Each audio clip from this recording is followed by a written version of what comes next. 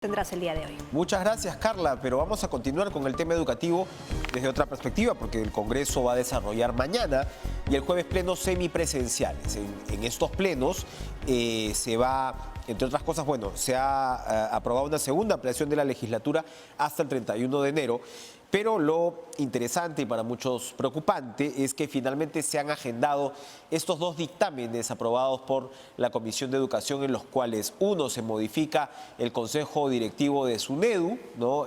Hay varios especialistas que han señalado que este dictamen, este proyecto de ley, lo que haría sería más o menos regresar a la figura de la ANR, es decir, que los propios rectores de las universidades sean los que ejerzan el control dentro de SUNEDU, que es la reguladora. La reguladora estaría integrada por los regulados y en segundo lugar se estaría dando esta famosa segunda oportunidad que también los críticos argumentan que sería la quinta o la sexta y que en todo caso se trataría de algo innecesario, la segunda oportunidad para las universidades no licenciadas, porque finalmente estas pueden acceder a un proceso de licenciamiento, sí, es cierto, con condiciones o con exigencias más elevadas que lo que era antes, pero esto por supuesto tiene el sentido de mejorar la calidad universitaria para nuestros jóvenes, que ya sabemos cuáles eran los niveles que en muchos casos se impartía, ¿no?, de educación. Vamos a conversar y vamos a darle la bienvenida a Flor Pablo, congresista del Partido Morado,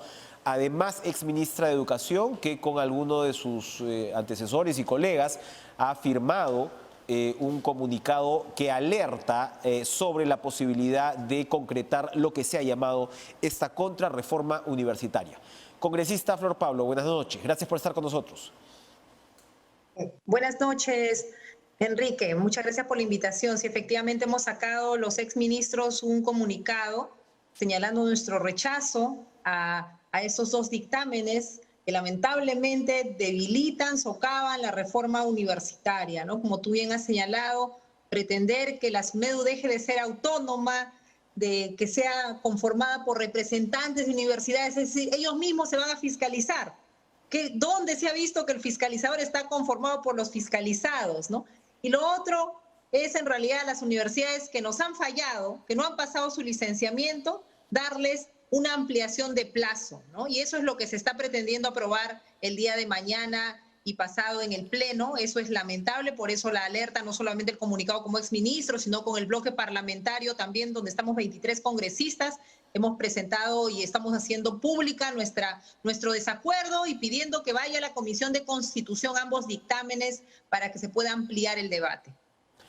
¿Y cómo pinta esa votación, congresista? ¿Qué es lo que preocupa? Porque claro, si en la comisión, recuerdo, el resultado fue bastante apretado, ¿hay posibilidades finalmente que en todo caso prime el sentido común si se trata de los argumentos que usted está enunciando y no se alcance la votación?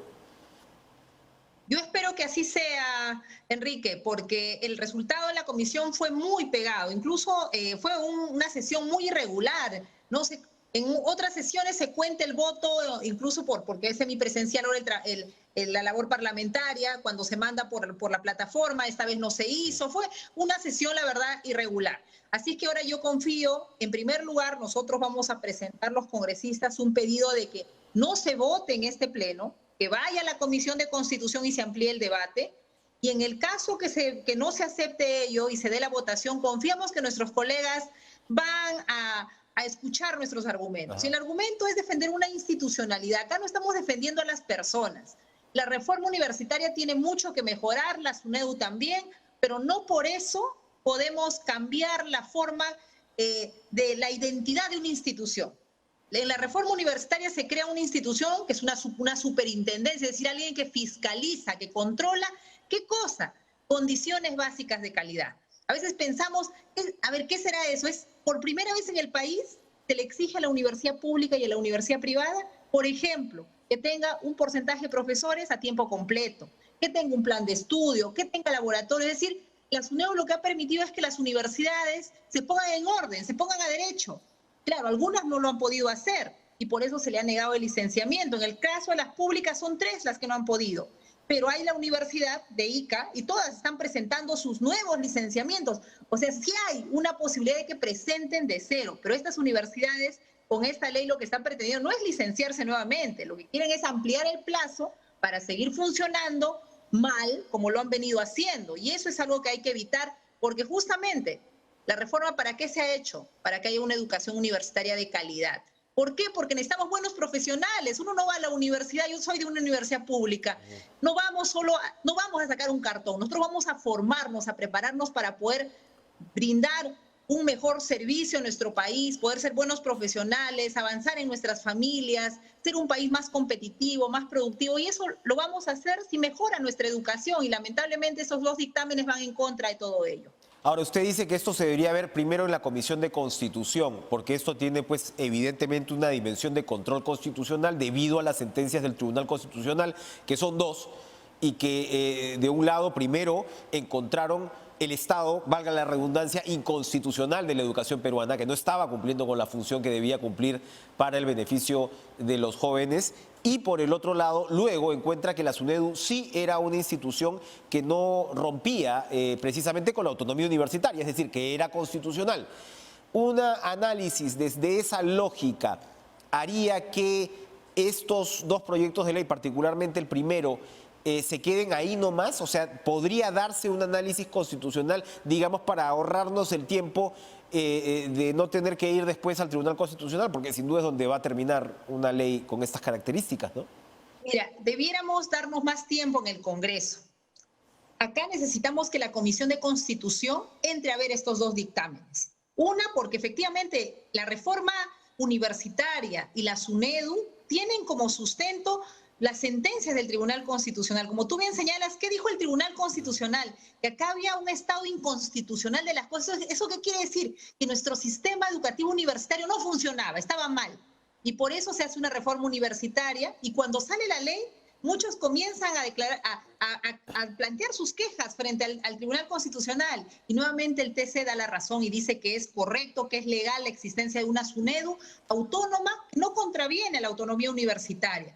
Pero bueno, durante 5 años atrás, todo este tiempo, la verdad, las fuerzas contrarreforma han estado detrás de estos proyectos de ley. Y lamentablemente hoy encuentran en dos partidos, para el caso de cambiar la composición de la SUNEDU, en Renovación Popular y en Perú Libre, tengo que decirlo, en el partido de gobierno, encuentran dos aliados que hacen eco de estos proyectos de ley. Y en el caso de ampliar el plazo, se une a estos dos partidos, lamentablemente, Acción Popular.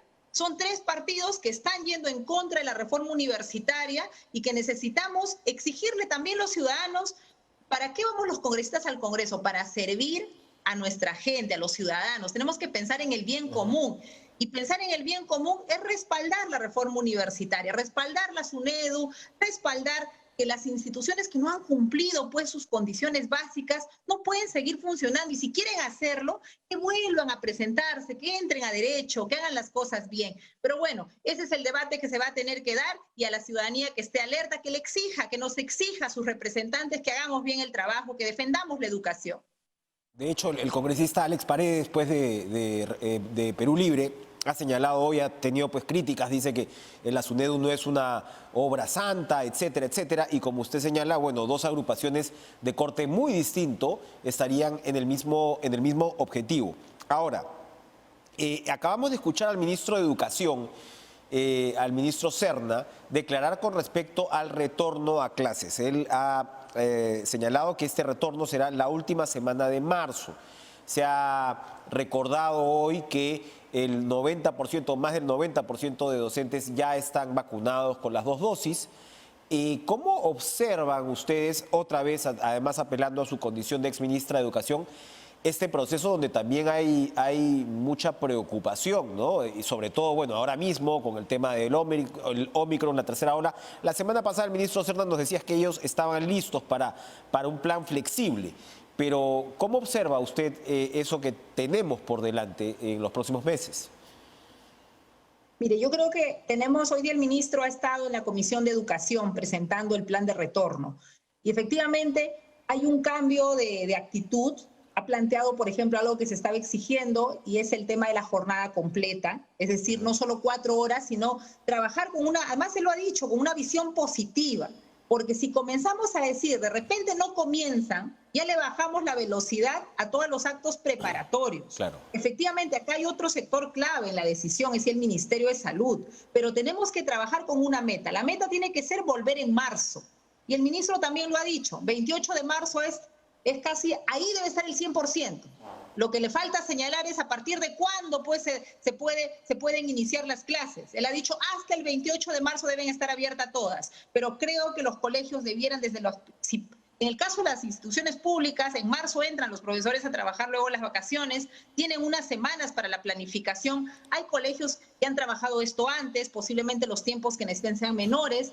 Y también él ha hablado de un criterio, no todos tienen el mismo ritmo ni las mismas condiciones, eso hay que respetar, pero es muy importante que señale con claridad a partir de cuándo se pueden iniciar, porque esa es una señal en nuestro sistema educativo. Y luego, respecto a la tercera ola, aquí la voz cantante la lleva el Ministerio de Salud. Y es muy importante hacer el seguimiento, pero no bajemos la guardia de preparar las condiciones, porque si no, si ya mediatizamos el tema de la tercera ola, nos va a pasar que nunca vamos a estar preparados para volver. Y lamentablemente, en las instituciones públicas, las escuelas también se han deteriorado. Y hay que hacer un mantenimiento. Pero ¿por qué hay que volver? ¿Por qué la urgencia de decir que tenemos que regresar y plantearnos esa meta?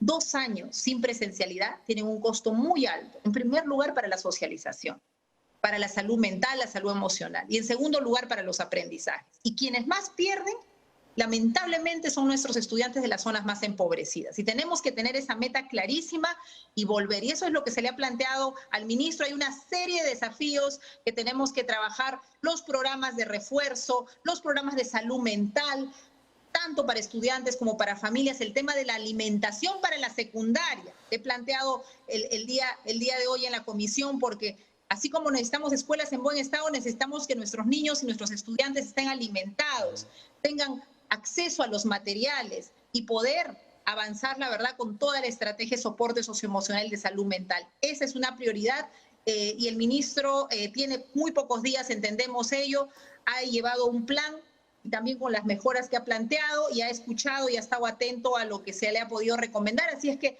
sigamos todos. Aquí el retorno no es un tema solo del ministerio y de las direcciones regionales de la SUGEL, es un compromiso de las familias, de los maestros, de toda la sociedad. Tenemos que ver con preocupación que nuestra educación esté parada 2 años. Que nuestros niños no vayan a la escuela tiene un golpe muy alto en su desarrollo socioemocional que es tan importante para que puedan aprender. Ahora, y precisamente para cerrar este tema, la OMS ha recordado, porque esto de la variante Omicron se está viviendo en todas partes, ¿no? Y en Europa se espera incluso que el 40% de la población puede infectarse en las próximas 3 o 4 semanas. Es impresionante el nivel de contagio y al mismo tiempo sabemos que el nivel de letalidad pues, de Omicron es muchísimo más bajo, ¿no? Y entonces lo que dice la OMS es, ojo, que aún en estas circunstancias las escuelas tienen que ser las últimas en cerrar y las primeras en abrir. Así que este no es un debate de ninguna manera peruano. Así es. Pero estamos ya bastante atrasados con el retorno a clases, ¿no? Así es, estamos muy atrasados, por eso no pongamos el tema, no mediaticemos diciendo, bueno, la tercera ola, entonces hay que ver qué dicen. No, sigamos trabajando con la meta de volver en marzo todos a la presencialidad. De hecho, que va a ser un sistema flexible porque nuestras escuelas pues tienen tamaños distintos, realidades diferentes, hay que cuidar los distanciamientos, hay una serie de protocolos que hay que cumplir, todo eso es cierto. Pero tenemos que poner por delante el derecho a nuestros niños. Son 2 años muy costosos para su salud emocional, 2 años muy costosos para su desarrollo y la verdad que necesitamos hacer el esfuerzo todos, poner la mejor voluntad. Yo sé que hay miedo, siempre van a haber temores más con todo lo que hemos vivido como país, pero hay que poner por delante la felicidad, la alegría que significa para nuestros niños, para nuestros adolescentes, volver a reencontrarse con sus compañeros, para los maestros, volver a ver a nuestros estudiantes. Y creo que salvando su salud mental y emocional, vamos a poder recuperar esos aprendizajes que seguramente muchos han dejado de desarrollar en este tiempo, sobre todo aquellos que no han tenido la conectividad y los medios para poder acceder a ella. Así es que creo que este no es una responsabilidad solo del ministerio, como digo, sino hay mucho que hacer también como sociedad, pero el liderazgo lo tiene que tener el ministro, porque lamentablemente en este tiempo no hemos visto un liderazgo decidido desde el Ejecutivo para ello. Hoy día nos ha dado esa sensación el ministro, así que confiamos que se pueda avanzar en un retorno seguro, decidido en marzo en las escuelas en nuestro país. Hablando de ministerios, para terminar, se ha presentado una moción de interpelación contra el ministro Rubén Ramírez. Me parece que su colega, el señor Málaga, ¿no?, es el que ha presentado la moción de interpelación a partir de estas denuncias que dan cuenta, pues, de contrataciones inapropiadas, ¿no?, en el Ministerio del Ambiente, donde uno espera que una burocracia sea lo suficientemente profesional. ¿Cómo van a encarar, a abordar esta moción de interpelación? Mira, nosotros, los 3 congresistas del Partido Morado, estamos trabajando fuertemente en la defensa de reformas, en proponer leyes en favor de la gente, pero también haciendo un control político muy intenso. No podemos permitir designaciones de gente que no cumple el perfil. Por ejemplo, hemos planteado que el Contralor ingrese a ver la designación del señor Salaverry en Petroperú. No podemos permitir igual que haya estos favores políticos y estas designaciones que no cumplen los requisitos, o el tema de la discrecionalidad y de la corrupción que también lamentablemente existe en nuestro sistema y en nuestra administración pública. Entonces ahí nosotros tenemos esa clara vocación y función de control político, y es en el marco de ella que estamos haciendo estos requerimientos, y por ello lo ha hecho mi colega el congresista Málaga. Bien, estaremos entonces pendientes de cómo se desarrolla este trámite. Gracias, Flor Pablo, congresista del Partido Morado, por acompañarnos esta noche con estas importantes advertencias. Mucho ojo las consecuencias que podría tener estas votaciones. Y vamos a darle la bienvenida a Darwin Espinosa, su colega, congresista de la bancada de Acción Popular. Lo primero que le quiero preguntar al congresista Espinosa va precisamente con lo que acaba de comentar Flor Pablo, que señala que en el caso de, en realidad, prolongar, ¿no?, la vida, entre comillas, de las universidades no licenciadas, Acción Popular está apoyando este proyecto de ley, ¿no?, este dictamen, y ya sabemos, según también lo que ha reiterado ella, que las universidades tienen el derecho, en todo caso, de volver a presentarse. Vamos a ir a una pausa y regresamos precisamente para comenzar nuestra conversación con el congresista Darwin Espinosa.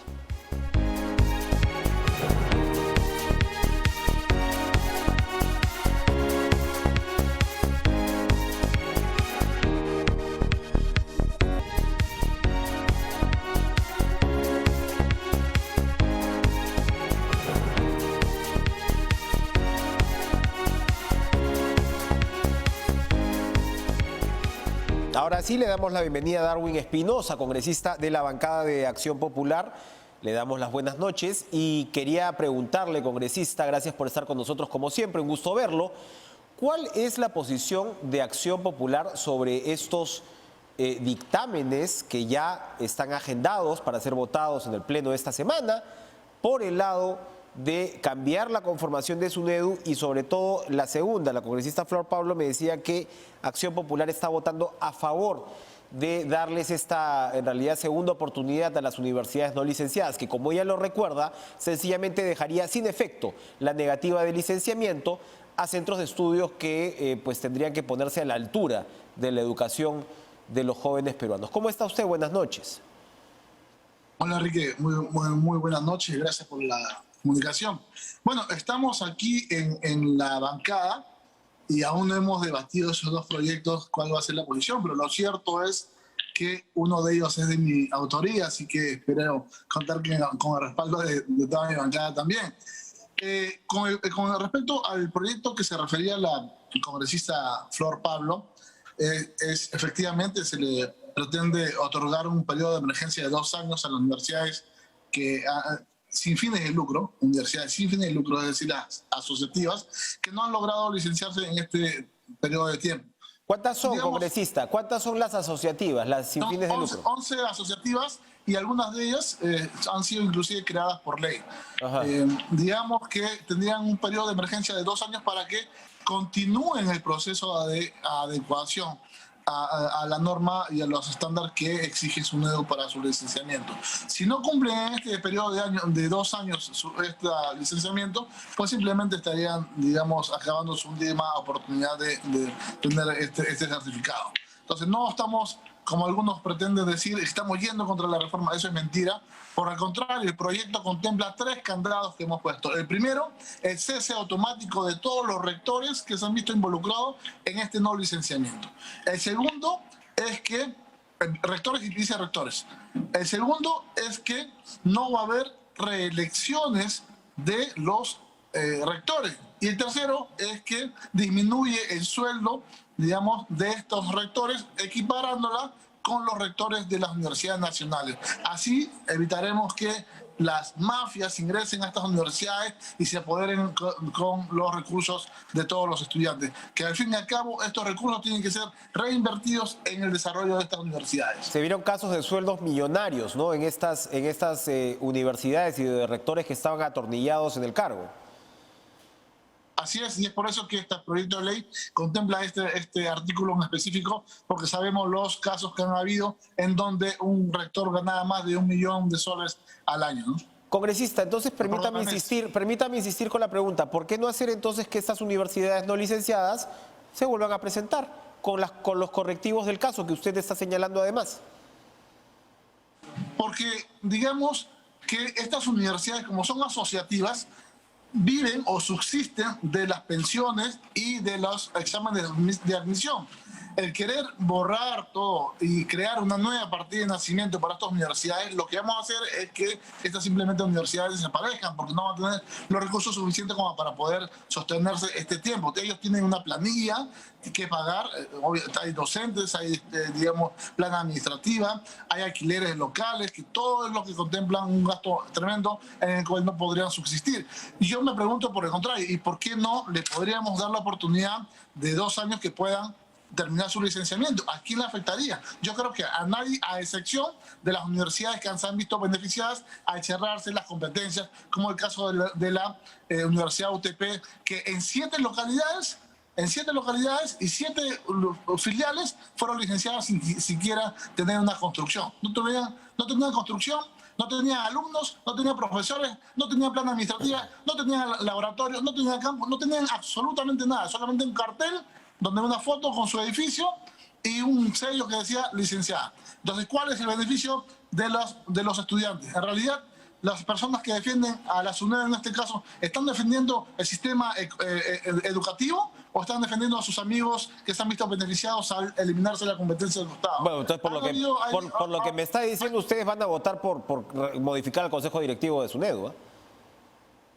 Bueno, todavía no lo hemos decidido ese proyecto, así que seguramente en unos minutos lo estaremos debatiendo con todos los congresistas. Podríamos conversar del caso de la Universidad UTP, que por cierto me parece que cambió de propietarios, pero bueno, vamos a ver qué ocurre. Este principio del regulador, que es al mismo tiempo el regulado, ¿qué opina? Bueno, creo que todos tienen que haber un control. No es posible que tenga una persona o un ente el control absoluto del control de la evaluación, ¿no? Yo creo que estas cosas debe haber, digamos, una sinergia o debe haber un control de todo. No es posible que SUNEDU tenga la hegemonía o tenga la facultad de hacer todo a su criterio, que se le antoja, porque a unas universidades que tiene cierta, digamos, estructura... Bueno, pero es que sus miembros son elegidos por concurso público. Los miembros del Consejo Directivo de SUNEDU son elegidos por concurso público. Regresar a la ANR, bueno, ya vemos lo que pasó. Bueno, yo creo que todo se puede mejorar, ¿no? Así que vamos a ver cuál es el planteamiento de la bancada, en este caso, para el día de mañana, y votaremos como definamos. Pero yo creo que SUNEDU no está haciendo un trabajo transparente, creo que no está teniendo un solo criterio para evaluar. Es más, creo yo que está favoreciendo... En todos los rankings, congresistas, las universidades peruanas en todos los rankings han salido muy mal luego de toda esta proliferación de las universidades negocio. Y eso se ve en los títulos de los chicos y las chicas que terminan trabajando, si es que trabajan, en áreas muy distintas a las de sus carreras, porque esos títulos no resisten mayor análisis. ¿Usted está satisfecho con el estado de la educación peruana? Enrique, cuando te refieres a las universidades que hacen negocio, ¿te refieres a las universidades asociativas o asociadas, porque las universidades que hacen negocio con la educación son las societarias, esas que lucran con la Bueno, educación. hemos visto, pues, pero es que precisamente en las no lucrativas, en las asociativas, hemos visto escándalos. Usted lo acaba de recordar con los rectores, pero no nos quedemos ahí. Yo lo que quería preguntarle es si el dictamen que se está votando se refiere solamente a las universidades asociativas o se han incorporado otros proyectos de ley que abren más la cancha. No, para nada, solamente es para las asociativas, sin fines de lucro, nada más. Hay personas, como la señora Flor Pablo, quiere dar a entender que hay universidades como la Telesub que va a ser incluida. Eso es mentira, solamente son 11 universidades asociativas que se verían pues beneficiadas con este proyecto de ley por un periodo de 2 años. Si estos no cumplen, pues simplemente, como te dije, estaría perdiendo su última oportunidad para ser licenciadas. No queremos favorecer a nadie, solamente queremos darle una oportunidad a los jóvenes que se han visto perjudicados, que hoy no pueden estudiar porque las pensiones de estas universidades que sí han sido licenciadas, aunque sea en plano como la UTP, han triplicado sus pensiones, y obviamente las personas que pagaban una tarifa social de pensión, bueno, ya no pueden pagar. tendríamos que hablarlo, sí, tendríamos que hablar de eso con documentos en mano. Yo le quería preguntar su opinión sobre un anuncio que ha hecho Petroperú hoy, donde el famoso contrato del biodiesel, que había sido anulado, donde estaba involucrada la empresa del señor Abudayé, ¿no? Heaven Petroleum, bueno, ha vuelto a ganar el contrato. O sea, se volvió a hacer la licitación y la misma empresa ha ganado finalmente el contrato. Petroperú dice que se ha hecho con todas las de la ley, pero ¿cuál es su opinión? Esto ha pasado bastante rápido luego de la anulación del primer contrato. Bueno, si ha habido un concurso y ha habido, digamos, parámetros o ha habido control debido, yo creo que no hay mucho que decir, ¿no? Si ellos han ganado un concurso, pues simplemente que se les dé la buena pro. Pero, obviamente, si es que se ha llevado, digamos, con todos los controles debidos para que podamos evitar algún inconveniente. Bien, muchas gracias, congresista Darwin Espinosa, de la bancada de Acción Popular, por acompañarnos esta noche. Vamos a hacer una pausa. Vamos a hacer una pausa y vamos a regresar con Jessica Luna, que es gerente general de la Sociedad de Comercio Exterior del Perú, Comex Perú, que ha presentado un estudio muy interesante elaborado por apoyo, ¿no? Por encargo de Comex, sobre cuáles son los impactos, según este estudio, verdaderos de los toques de queda, sobre todo de los toques de queda y las restricciones que tienen que ver con aforos y restaurantes para el control de la pandemia. Regresamos tras la pausa.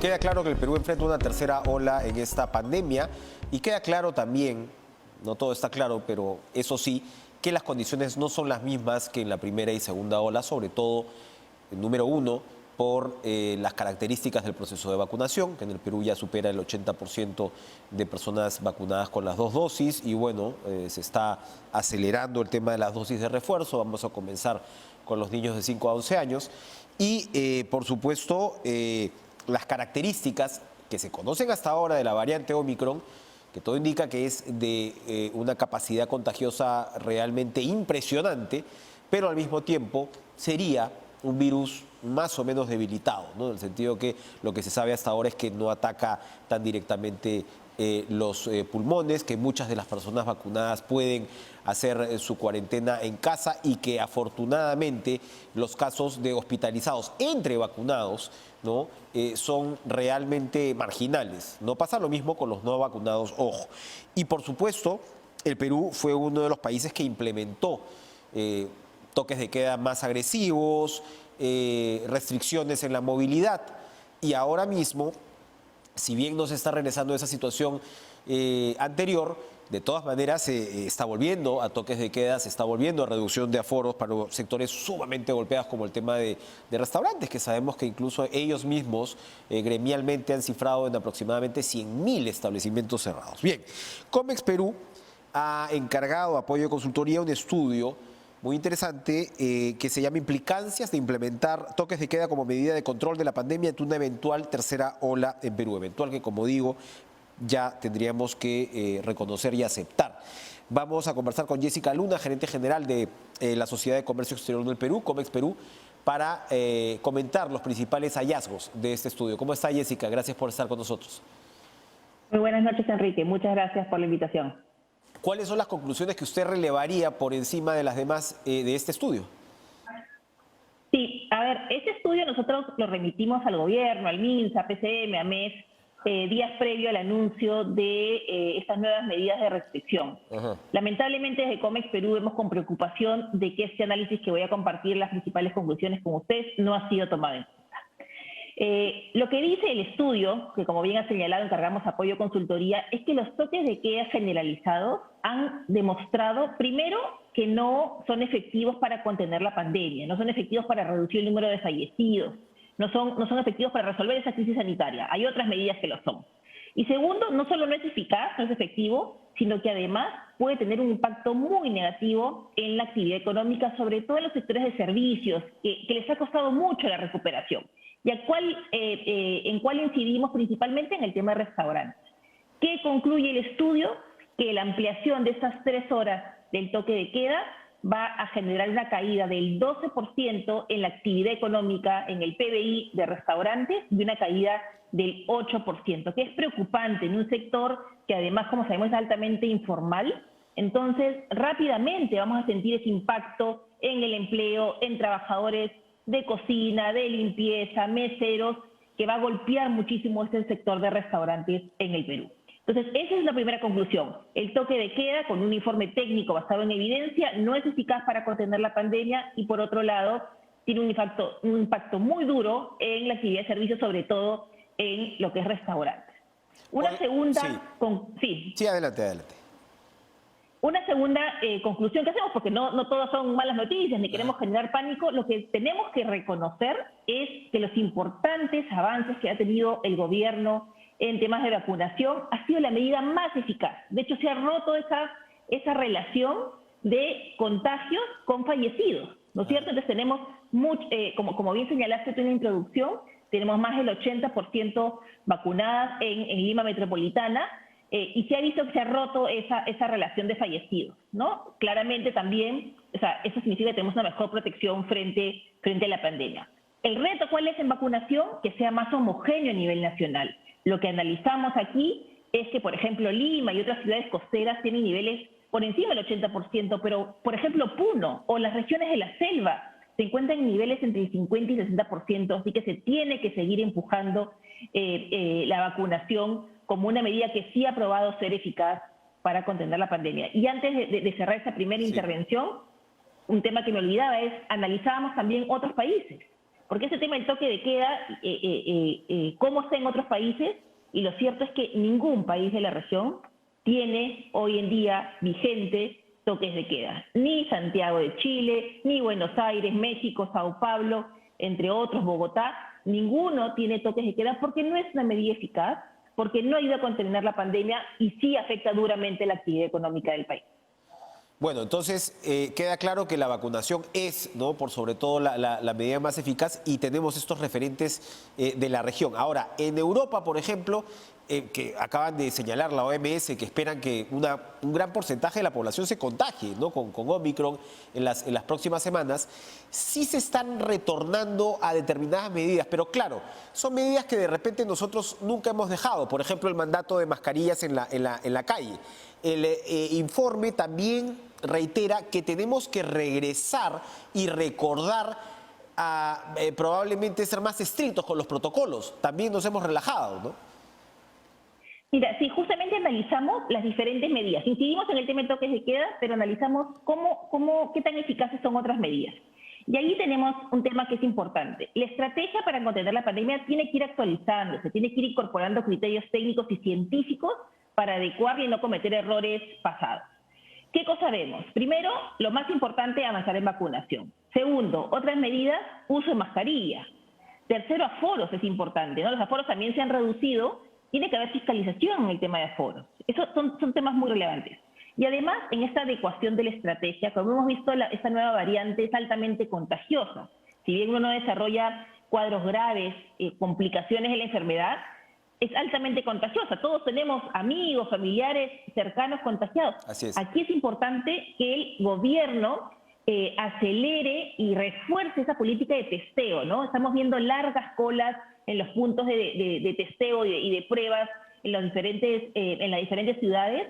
Eso tiene que ser más masivo, porque eso va a ser importante, ¿no? Si bien no te complicas, es importante saber si estás o no contagiado para poder hacer tu aislamiento. Pero un último punto con respecto al tema de aislamiento, nosotros seguimos con los 14 días de aislamiento si te contagias. Ese es otro indicador y otra medida que se está revisando en varios países. Nosotros consideramos de Comex Perú que debe ser revisada. Al tener síntomas más suaves, uno puede estar de repente laborando desde casa y descansar menos días o aislarse menos días. Y eso también va a ayudar a que la gente pues no pierda sus trabajos, digamos, ¿no? Porque vamos a tener que aprender a convivir con esta pandemia, incorporando, como siempre digo, criterios técnicos y científicos para adecuar la estrategia y sea más eficaz. Muy bien, importante entonces este estudio. Jessica, yo quería aprovechar su presencia o esta comunicación, porque anoche estuvo con nosotros el titular del MINCETUR, el señor Roberto Sánchez, y llegamos a tocar un poco el tema de las mesas ejecutivas, ¿no? Lo que se estaba impulsando por el lado de comercio exterior. Él, digamos, defendió el récord de su gestión en esta materia, y yo quería pedirle a usted su opinión. ¿Cómo ve el desempeño del gobierno en este punto, en el punto de comercio exterior y turismo? De comercio exterior, para lo que les toca a ustedes, ¿no?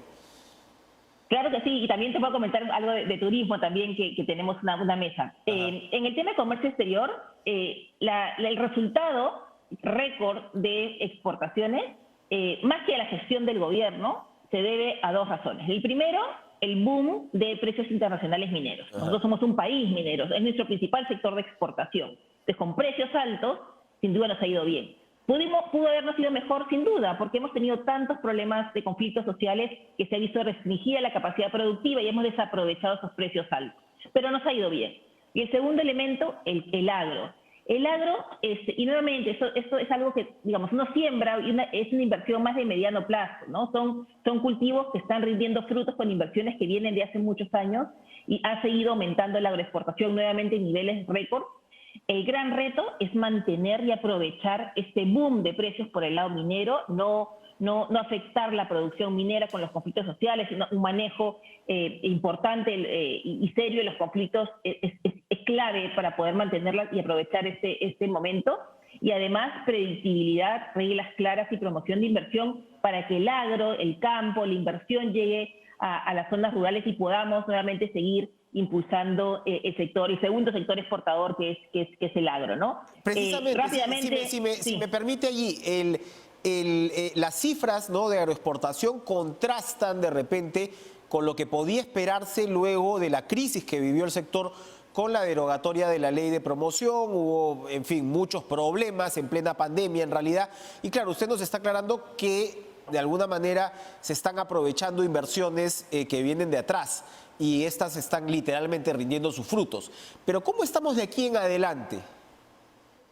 No estamos bien. Lamentablemente tengo que decir que no estamos bien. Por ejemplo, un cultivo tiene una curva ascendente, digamos, hace cada año más productivo, más maduro, y más o menos al séptimo, entre quinto y séptimo año en general, tienes la máxima producción de una planta. Entonces, estamos viendo los resultados hoy día de cultivos que se han sembrado hace 5 años, hace 3, 4 años, estamos viendo los resultados. Pero hacia adelante, ¿estamos sembrando más hectáreas? ¿Están habiendo nuevas inversiones?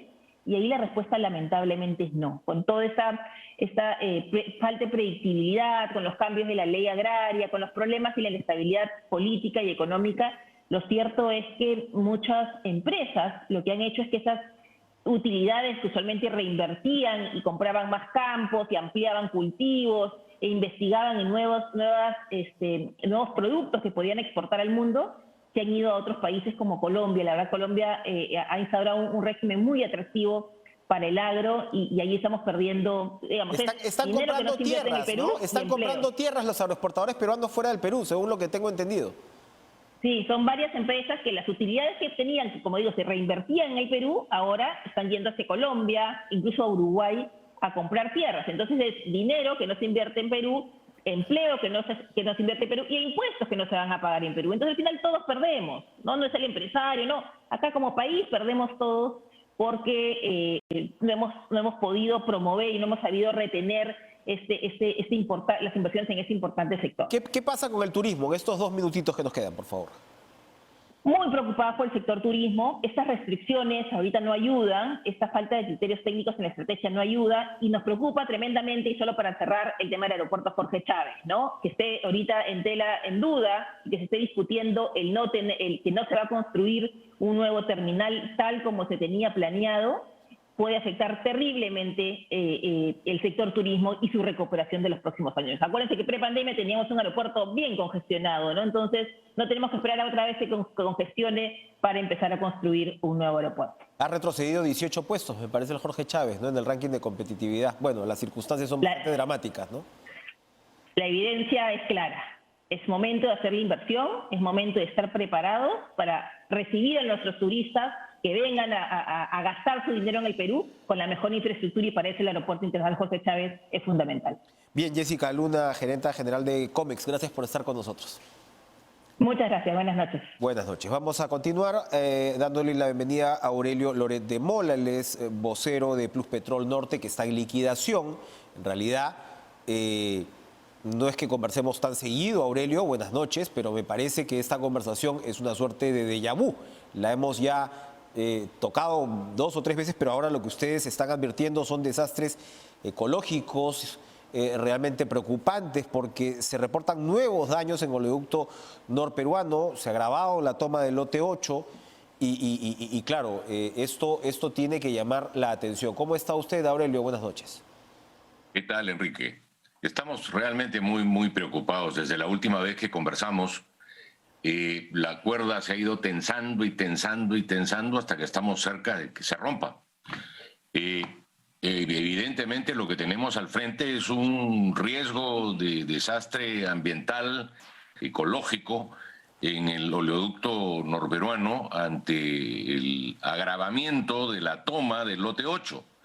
Hay 34.000 barriles de petróleo crudo en riesgo de derrame en la sección del ducto que va de Corrientes, lote 8, a Saramuro, donde lo recibe Petroperú. El lote 8 lleva tomado 4 meses más, casi 5 meses, con los sistemas de detección de fugas de hidrocarburos inoperativos. Recientes actos de vandalismo, de sabotaje en el ducto han producido un derrame de crudo a la altura del kilómetro 55.980, o sea, 980 metros, mientras están desmantelando por piezas el oleoducto en otro tramo. Los comuneros han retenido durante el fin de semana un camión articulado y 2 embarcaciones de Pluspetrol Norte en liquidación, amenazando con vandalizar la zona industrial del dicho lote, o sea, del lote 8, si en la reunión que mantendrán con el gobierno el 15 de enero no se atienden sus demandas. Y del gobierno o cualquiera de las expresiones del gobierno, sencillamente no sabemos nada. Las protestas no son contra Pluspetrol Norte en liquidación, las protestas son contra el Estado, contra el gobierno. Pluspetrol Norte en liquidación ha cumplido con todos sus compromisos con las comunidades nativas hasta el 2024, o sea, por adelantado. En consecuencia, es claro que nosotros no somos el problema. Ojalá que esta reunión se produzca el día 15, ojalá que terminen de resolverse los problemas. Hasta ahora no tenemos presencia del Estado, en consecuencia la posibilidad del restablecimiento del orden no existe. Esperemos que esto se corrija y que se corrija de inmediato. Realmente esto es muy grave. Hemos encontrado 130 trozos, pedazos de tubería cortada con soplete. Y claro, por ahí ya no podrá pasar petróleo nunca más. O sea, es una cosa increíble. Ajá. Estos tubos apilados y preparados para ser transportados. Nosotros reiteramos lo que ya hemos manifestado en múltiples ocasiones sobre la urgencia de que las autoridades restablezcan el orden en la zona. No tenemos respuesta de Perupetro, no tenemos respuesta del Ministerio de Energía y Minas, no tenemos respuesta de la Policía Nacional, de las Fuerzas Armadas, de nadie. Ajá. Y nosotros somos una empresa privada. Ahora, detrás de esto, o sea, a ver, es evidentemente pues paradójico y terrible que quienes se supone que reclaman por la remediación de los pasivos ambientales que ustedes han señalado no les corresponden a ustedes, sino como acaba de remarcar, vendría de atrás, ¿no? Ese es el argumento central, estén ocasionando vandalismo que precisamente termina en una tragedia ecológica, ¿no? ¿Cómo es, digamos, por decirlo así, la agenda, entre comillas, de estas comunidades? Bueno, Pluspetrol Norte en liquidación está, como su nombre lo indica, en liquidación.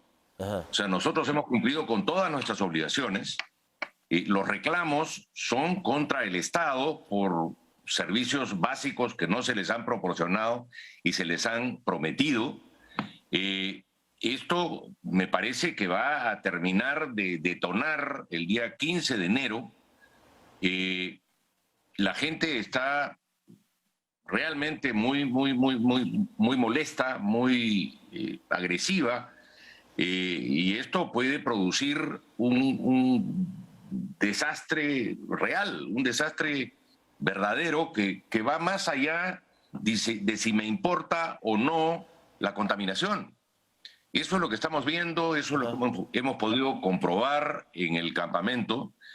Y eso es lo que nos tiene muy preocupados. Cuénteme, ¿ahora mismo hay personal retenido? ¿Hay personal retenido ahora mismo? En este momento no hay personal retenido. Y tenemos a buen recaudo a nuestro personal.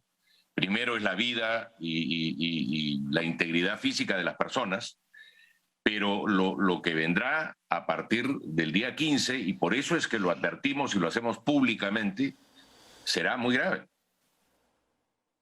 ¿Qué están esperando el día 15? ¿Con quién esperan reunirse de lo que sabemos estas comunidades, entiendo, aledañas al lote 8? Miren, hemos hecho lo posible. O sea, ¿con quién desean reunirse? Evidentemente con el Ministerio de Energía y Minas, que no ha confirmado su presencia, con Perupetro. Nosotros nos hemos reunido con la Policía Nacional. Nos hemos llevado a la Defensoría del Pueblo. En fin, hemos tratado de hacer lo posible porque esto no se salga de las manos, porque esto no explote, pero está al borde de explotar. Al borde de explotar, realmente preocupante. Y bueno, y Perupetro tiene un nuevo jefe, ¿no? El señor Daniel Salaverry. Evidentemente va a tener que encarar lo más rápido posible esta situación. Usted me dice que Perupetro no hay respuesta tampoco.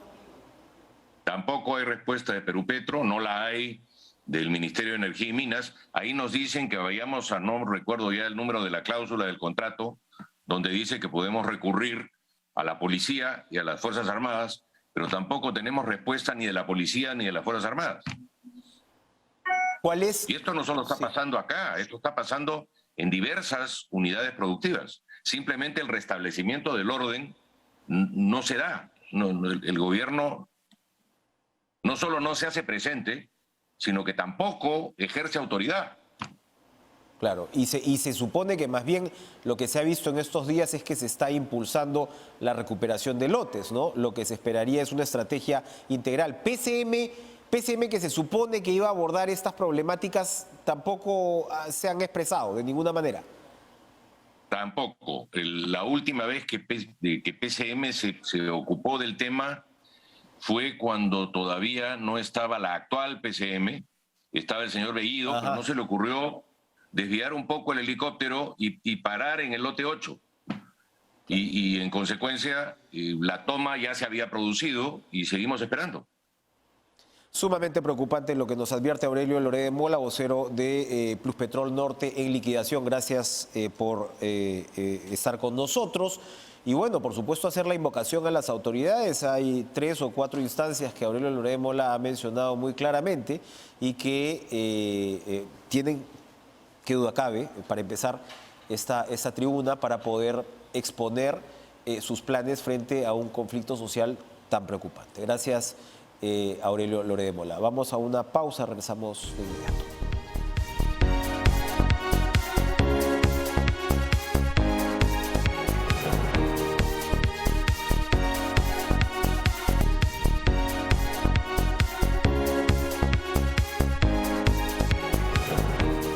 Muchas gracias por acompañarnos esta noche en Cara a Cara. Sigan con la información deportiva, sigan con Lucho Trizano en Pared y nos reencontramos mañana. Tengan una excelente noche.